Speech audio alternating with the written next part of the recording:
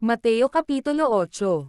At nang siya'y bumaba mula sa bundok, ay sinundan siya ng lubhang maraming tao.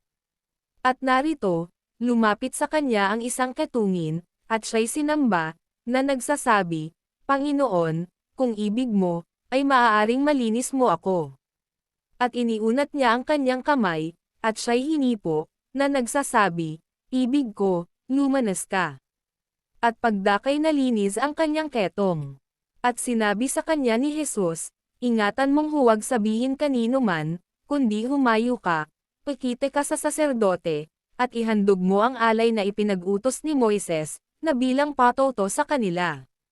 At pagpasok niya sa Capernaum, ay lumapit sa kanya ang isang centurion, na sa kanya'y namanhik. At nagsasabi, Panginoon, ang aking alila ay nararite sa bahay, lumpo, at lubhang nahihirapan. At sinabi niya sa kanya, Paroroon ako, at siya'y aking pagagalingan. At sumagot ang centurion at sinabi, Panginoon, hindi ako karapat-dapat na ikaw ay pumasok sa ilalim ng aking bubungan, datapwat sabihin mo lamang ang salita, at gagaling ang aking alila. Sapagkat ako rin naman ay taong nasa ilalim ng kapamahalaan, na may nasasakupan akong mga kawal, at sinasabi ko rito, yumaon ka, at siya'y yumayaon, at sa isa, halika, at siya'y lumalapit, at sa aking alipin, gawin mo ito, at kanyang ginagawa. At nang marinig ito ni Jesus, ay nagtaka siya, at sinabi sa nagsisisunod, Katotohanang sinasabi ko sa inyo, na kahit sa Israel man, ay hindi ako nakasumpong ng ganito kalaking pananampalataya. At sinabi ko sa inyo, na marami ang magsisipang galing sa silanganan at sa kalunuran, at magsisiupong kasama ni Abraham, at ni Isaac, at ni Jacob, sa kaharian ng langit. Datapwat ang mga anak ng kaharian ay pawang itatapon sa kadiliman sa labas, diyan na nga ang pagtangis at pagngangalit ng mga ngipin. At sinabi ni Jesus sa centurion, Humayo ka ng iyong lakad, at ayon sa iyong pagsampalataya, ay gayon ang sa iyo'y mangyari. At gumaling ang kanyang alila sa oras ding yaon.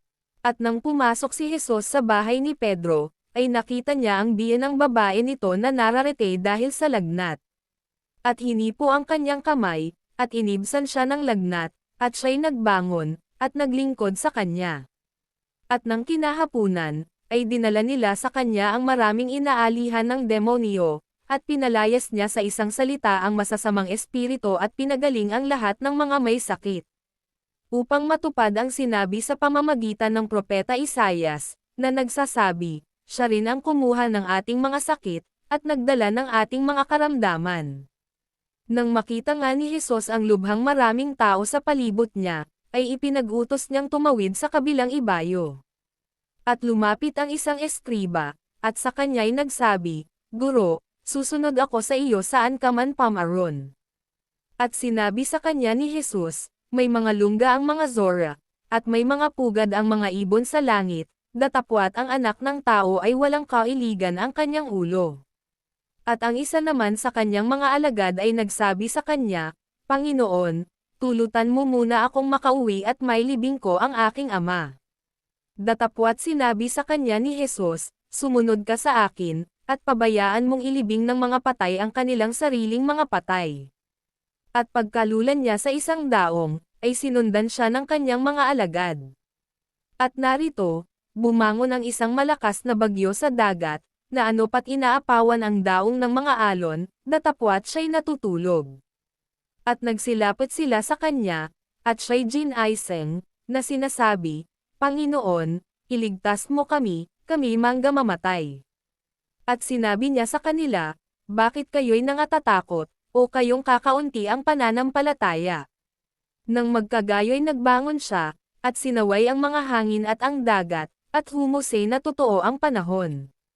At ang mga tao ay nangagtaka, na sinasabi, anong tao ito, na maging ang mga hangin at ang mga dagat ay nagsisitalima sa kanya. At nang siya'y makarating sa kabilang ibayo sa lupain ng mga Gadareno, ay sinalubong siya ng dalawang inaalihan ng mga demonyo na nagsisilabas sa mga libingan, na totoong mababangges, na ano pat sino may walang makapagdaan sa daang yaon. At narito, sila'y nagsisigaw, na nangagsasabi, "Anong aming ipakikialam sa iyo, ikaw na anak ng Diyos? Naparito ka baga upang kami iyong pahirapan bago dumating ang kapanahunan." Sa malayo sa kanila ay may isang kawan ng maraming baboy na nagsisipanginin. At namanhik sa kanya ang mga demonyo, na nangagsasabi, "Kung kami palalayasin mo, ay paparunan mo kami sa kawan ng mga baboy." At sinabi niya sa kanila, "Magsiparon kayo." At sila'y nagsilabas, at nagsipasok sa mga baboy, at narito, ang buong kawan ng mga baboy ay nangapadaluhong sa bangin hanggang sa dagat, at nangamatay sa tubig. At nagsitakas ang mga tagapag-alaga ng mga yaon, at nagsitungo sa bayan, at sinabi ang lahat ng mga nangyari, at ang kinahinatnan ng mga inalihan ng mga demonyo.